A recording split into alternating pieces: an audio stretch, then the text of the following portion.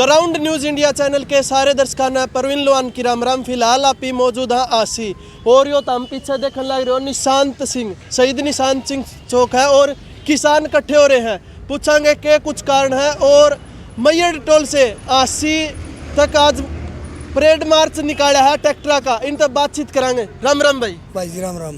तो आज किसानों ने परेड काटी है ट्रैक्टर की, के कुछ कहना चाहोगे 26 जनवरी पे? ऐसा है, 26 जनवरी 1950 को हमारा देश में कानून लागू हुए थे और हमारा 13 महीने दिल्ली बैठे थे किसान, और 1 साल तो हमने खनौरी शंभू रतनपुर बॉर्डर पे हो गए।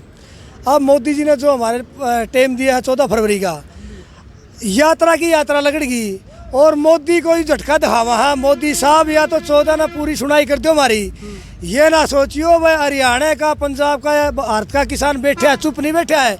8 ट्रैक्टरों की हज़ारों की संख्या में गिनती है, लाखों की संख्या में। अगर 14 को हमारी मांगे पूरी नहीं हुई, ये ट्रैक्टर ये छोरे दिल्ली का नहीं जाओगे भाई। अच्छा, अब की बार दिल्ली बॉर्डर पर नहीं बैठेंगे, जमानू संसद में कब्जा करना आपकी बार।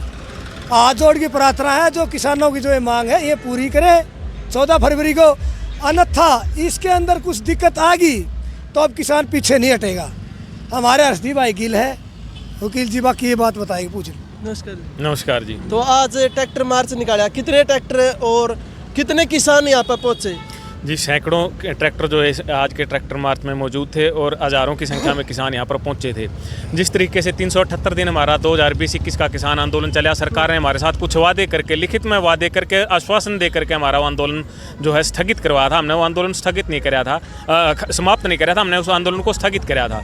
तो सरकार ने हमसे वादा कराया था कि आपकी जो MSP गारंटी कानून, लखीमपुर खीरी के शहीदों की को न्याय देने की मांग थी, बिजली बिल का मामला था, पराली को प्रदूषण कानून से बाहर लाने की बात थी, और जो जितने भी केस थे तमाम किसानों के ऊपर, किसान आंदोलन के केस थे, उनको ख़त्म करने की बात करी गई थी। 5 पॉइंटों पे सरकार ने हमें लिखित में आश्वासन देकर के हमारा आंदोलन स्थगित करवाया था। और जल्द ही सरकार ने वादा कराया था कि जल्द ही MSP गारंटी कानून बना करके दे दिया जाएगा, कमेटी बना दी जाएगी और वो कमेटी अपनी रिपोर्ट देगी और MSP गारंटी कानून बना के लागू कर दिया जाएगा। लेकिन जब 3 साल बीतने के बावजूद भी सरकार अपने वादे पर, अपने आश्वासन पर नहीं खरी उतरी, तो उसके बाद 13 फरवरी से दोबारा से किसान आंदोलन जो आज खनौरी बॉर्डर, शंभू बॉर्डर पर पिछले तकरीबन 1 साल से चल रहा है, 13 फरवरी से शुरू हुआ था, आज 350 दिन के करीब इस आंदोलन को हो चुके हैं। ये आंदोलन की जो 12 मांगें, पिछले आंदोलन की कुछ बकाया मांगें और कुछ छोटी छोटी मांगें हैं जो पिछले आंदोलन के साथ और जोड़ी गई हैं, उन मांगों को लेकर के 13 फरवरी से आंदोलन ये शुरू कराया गया था। 12 मांगें जो थी, उन मांगों को लेकर के जो आंदोलन शुरू कराया, शुरुआती दौर में सरकार ने 4 दौर की वार्ता करी किसानों के साथ, लेकिन उन 4 दौर की वार्ता में किसान जो है, तमाम जो मांगें थी किसानों की, उनको मानने में और उनको पूरा करने में कामयाब नहीं हुआ।